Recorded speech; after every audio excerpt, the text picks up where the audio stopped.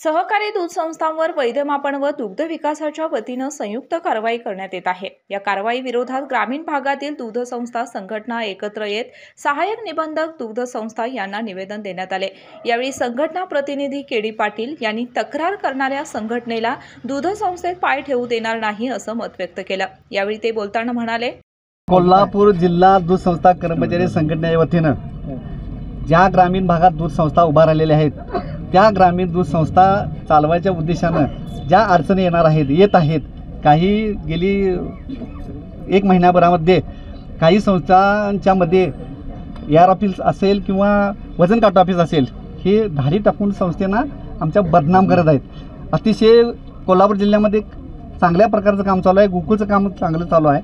असं असताना सुद्धा काहीतरी त्रुटी दाखवून काहीतरी वेगळ्या उद्देशानं उत्पादकांची कोणतीही तक्रार नसताना कुठली तरी संघटना येऊन जर तक्रार करून संस्थेवर आमच्या बदनाम करत आहेत। म्हणून आम्ही आज AR ऑफिस असेल आणि तसेच वजन काटा ऑफिस जे आहे यामध्ये आम्ही निवेदन द्यायला लागलो आहे। जर या निवेदन पण ह्यांची कारवाई जर नाही थांबली तर आम्ही कोणत्याही परिस्थितीत कोल्हापूर जिल्ह्यातील जेवढी आमचे कर्मचारी आहेत किंवा आमचे संचालक असतील, दूध संस्थेमध्ये चालवणारे संचालक असतील, यांना घेऊन ह्या दोन्ही ऑफिसवर आम्ही मोर्चा काढणार आहोत।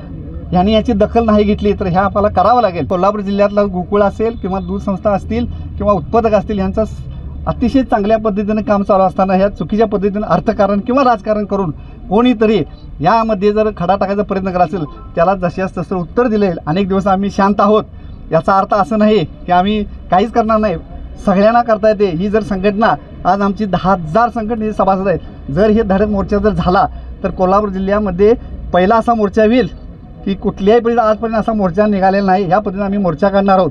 जर ही थांबलं नाही धाड सत्र या ऑफिसना दोन्ही पण आम्हाला विनंती आहे, आमचा उत्पादकाला तर तुम्ही तक्रार नोंदवा।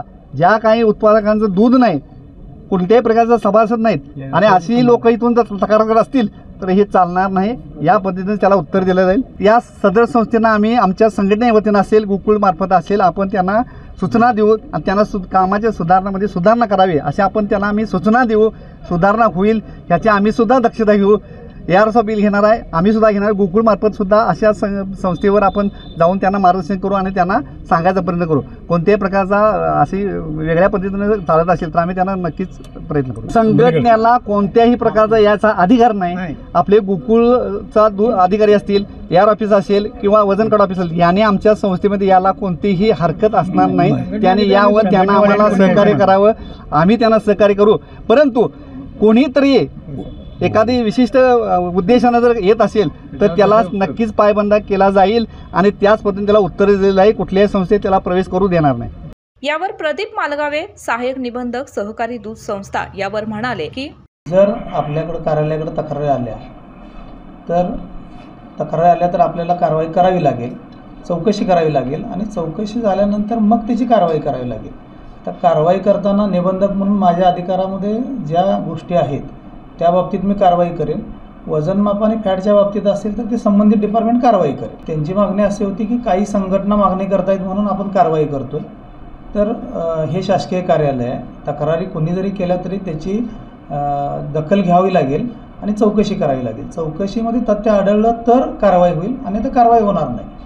आम्ही फक्त तपासणी करतोय, धाडी वगैरे टाकणे असा कुठलाही प्रकार नाही। बरोबर आहे, खाजगी कोणाला करता येणार नाही। तक्रारी असेल तर शासकीय कार्यालयाकडे तक्रारी कराव्यात, त्याची योग्य दखल घेतली जाईल। अशाच नवनवीन अपडेट पाहण्यासाठी आमच्या कोल्हापुरी कारभार म्हणजेच KK न्यूज चॅनेलला सबस्क्राईब करा।